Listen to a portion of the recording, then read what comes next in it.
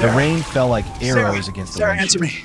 Lucas Reed swerved through the deserted highway, his young son, Ethan, clutching his jacket in the passenger seat. Lightning clawed the sky, illuminating the old, rusted road signs. They were returning for a weekend camping trip when the storm hit, harder and faster than any forecast predicted. Lucas glanced at Ethan, asleep against the window, breathing shallow with every thunderclap. His heart felt heavy with exhaustion, and something deeper he could never name. That's when the headlights caught something off the side of the road. A patrol car, upside down, smashed like crumpled tin. Smoke curled from the engine. Lucas didn't think. He stopped, rushed out into the storm, and then he heard a weak voice. A woman calling for help. Lucas's heart thudded like a warning drum. He reached the shattered window and saw her, Officer Rachel Hayes. Her blonde hair was plastered to her face, her uniform soaked, her breathing shallow. "Help!" she whispered, voice breaking. Lucas didn't hesitate. He crushed the broken glass with his coat, trying to pull her to safety. Her eyes were half open, one clear, one glazed with pain. He lifted her into his arms as lightning flickered again, thunder roaring like the world was ending. "Hang on," he whispered. "I'm getting you help." But every step toward the road felt heavier, like the storm was pulling her back. Lucas dialed 911 with shaking fingers as the storm ripped through the night. "Please, we found a cop. She's alive, but she's dying." The operator's voice was calm, procedural, but Lucas could hear the tension rising beneath it. They instructed him to keep her warm and lay her on a flat surface. He laid her on the wet ground anyway, protecting her from the rain with his own jacket. Ethan stayed close, eyes wide, silent. Officer Hayes looked at Lucas, lips trembling. "Thank you," she managed. Her breath hitched, pain gnawing through every word. Then she closed her eyes again. Lucas prayed, louder than he ever had before. Lucas spoke into the phone, giving the operator details of the location and the condition of the woman in front of him. Each thunderbolt shook the earth beneath them. "You need to keep her talking," the dispatcher insisted. Lucas leaned in close. "Can you tell me your name?" he asked gently. Her eyes fluttered open. "Rachel Hayes," she whispered. Then silence. Lucas's heart sank. She was fading. He closed his eyes, fighting panic, trying to recall every first aid tip he ever heard. Then, a distant siren. Ambulance lights cut through the storm. Red and blue, like hope ripping through despair. Lucas looked down at her and gently squeezed her hand. "Help's here," he whispered. The ambulance doors slammed shut, cutting the storm out like a bad memory that refused to leave.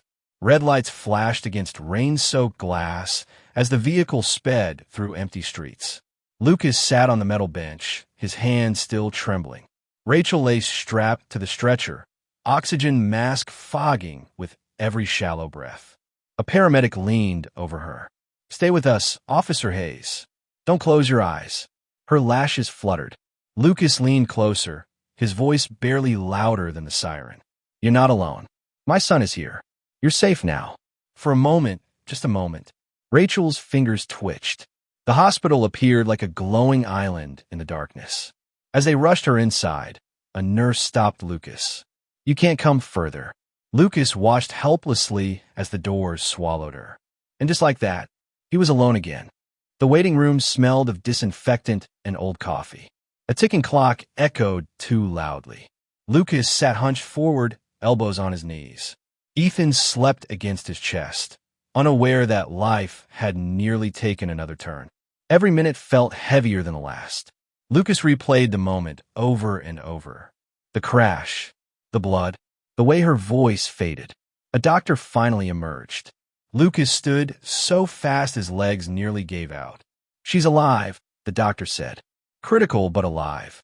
Lucas closed his eyes. For the first time that night, he breathed. Morning came quietly. Two uniformed officers approached Lucas, hats in their hands. "You're the man who pulled her out?"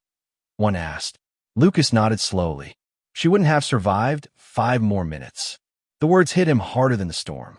One officer extended his hand. "On behalf of the department, thank you." Lucas shook it, uncomfortable. "I just stopped," he said. "That's all." But the officers exchanged a look. They knew better. 2 days later, Rachel opened her eyes. White ceiling. Soft beeping. Pain everywhere. She turned her head slowly. The first face she saw wasn't a doctor. It was Lucas. "You're okay," he whispered.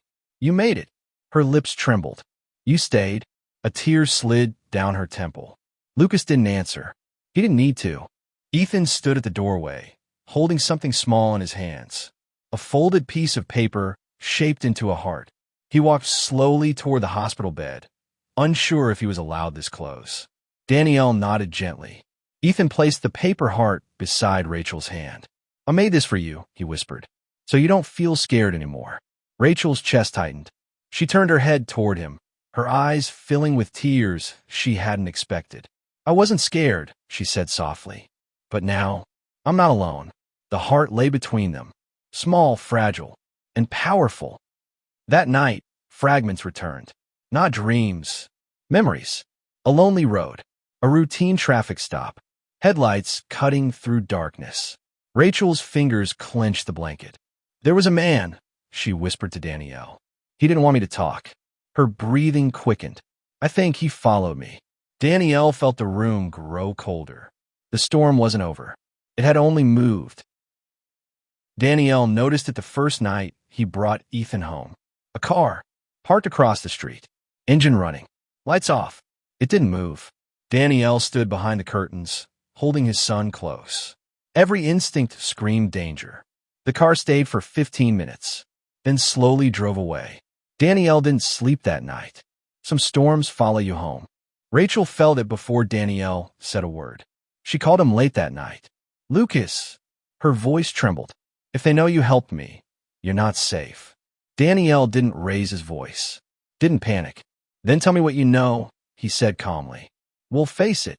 Rachel closed her eyes. She had sworn to protect strangers. She never expected one would protect her and her truth. Rachel stared at the ceiling, her mind racing. Then suddenly, a name surfaced. Not clearly, not loudly, but enough to matter. "Mark," she whispered into the phone. "I heard someone call him Mark." Danielle went silent. A name changed everything, because now the shadow had a face. And once something has a name, it can be hunted. Danielle didn't wait for morning. He searched records, old news articles, archived police reports. The name appeared again and again, always near accidents, always near silence. People who talked disappeared. Danielle leaned back, his heart pounding. Rachel wasn't just a witness. She was a threat. Ethan sat on the bed, clutching his blanket. "Dad, are we in trouble?" Danielle knelt in front of him, eyes steady. "No," he said softly. "We're together. That's what matters." Ethan nodded slowly, trusting him. That trust was Rachel's phone buzzed. One message. Unknown number. "Stop talking, or the child pays." Her breath caught. This wasn't about her anymore. This was personal.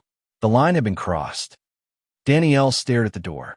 Run, or stand his ground. Every instinct said hide, but another voice spoke louder. "If you run, they follow." Danielle picked up his phone. "This ends now," he said. Rachel agreed to meet. Public place. Cameras everywhere. If Mark showed up, he'd expose himself. Fear stayed close, but justice stayed closer. Weeks later, sunlight replaced sirens. At the park, Ethan ran ahead, free and loud. Rachel stood beside Lucas. "I don't know what this is," she said honestly. Lucas nodded. "Neither do I," but neither stepped away. That night, a single father stopped his car, and in doing so, changed 3 lives forever. He wasn't trained for heroism. He wasn't chasing glory. He just chose compassion over fear. And sometimes, that's all it takes to save a life. Some heroes don't wear badges. They just stop when others don't.